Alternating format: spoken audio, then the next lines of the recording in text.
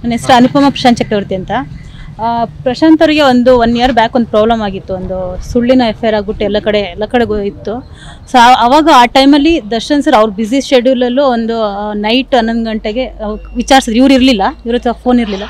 So ನನಗೆ phone ಮಾಡಿದ್ರು, ವಿಚಾರಿಸಿದ್ರು ಏನಮ್ಮ ಏನಾಯಿತು ಪ್ರಾಬ್ಲಮ್ ಅಂತೆಲ್ಲ.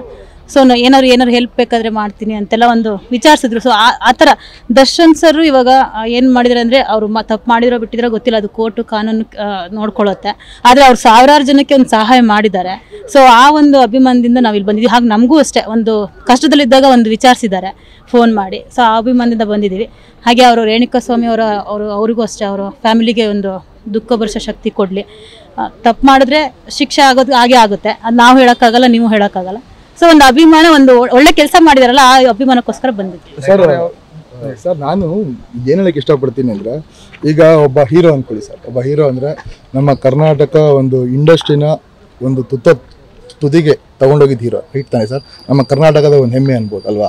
ಬಟ್ ನಾನು ಏನಕ್ಕೆ ಹೇಳ್ತೀನಿ ಅಂದರೆ, ಅವರು ಸಿನಿಮಾ ಗೆಲ್ತು, ಸೂಪರ್ ಡೂಪರ್ ಹಿಟ್ ಆಯಿತು, ಅವಾಗ ಅವ್ರ ಮನೆಗೆ ಹೋಗಿ ಮೀಟ್ ಮಾಡಬೇಕು ಅದಲ್ಲ ಸರ್.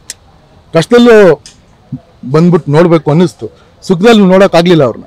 ಕಷ್ಟದಲ್ಲಾದರೂ ಒಂದ್ಸಲಿ ನೋಡೋಣ ಅಂತ ಬಂದೆ. ಬಟ್ ದೇವ್ರ ಹಣೆ ಬರ ಸಿಗಲಿಲ್ಲ. ಬಟ್ ನಾನಿಲ್ಲಿ ಅವರ ಪರ ಅವ್ರು ಮಾಡಿ ಸರಿ ಅಂತ ಹೇಳಕ್ಕೆ ಬಂದಿಲ್ಲ. ನಾನು ಹೇಳಕ್ಕೆ ಬಂದಿರೋದೇನು ಅಂದರೆ, ನನಗೆ ನಮ್ಮ ಒಂದು ಆಶ್ರಮದಲ್ಲಿ ಅವರ ಅಭಿಮಾನಿಗಳ ಕಡೆಯಿಂದ ಒಂದು ಸಹಾಯ ಮಾಡಿಸ್ತಾ ಬಂದಿದ್ರು. ಬಟ್ ಅವ್ರನ್ನ ಈ ಟೈಮಲ್ಲಿ ಅದು ಒಂದ್ಸಲ ನೋಡ್ಕೊಂಡೋಗಿ ಒಂದು ಮಾತಾಡ್ಸ್ಕೊಂಬರೋಣ ಅಂತ ಹೋದೆ, ಅದು ಆಗಲಿಲ್ಲ. ಬಟ್ ನೋಡೋಣ ಸರ್, ನೆಕ್ಸ್ಟ್ ವೀಕ್ ಬರ್ತೀನಿ. ಸಾಧ್ಯವಾದರೆ ದರ್ಶನ್ ಸರ್ನು ಮೀಟ್ ಮಾಡ್ತೀನಿ, ಮತ್ತು ನಮ್ಮ ನಾಗಣ್ಣ ಸರ್ನು ಮೀಟ್ ಮಾಡ್ತೀನಿ. Thank you.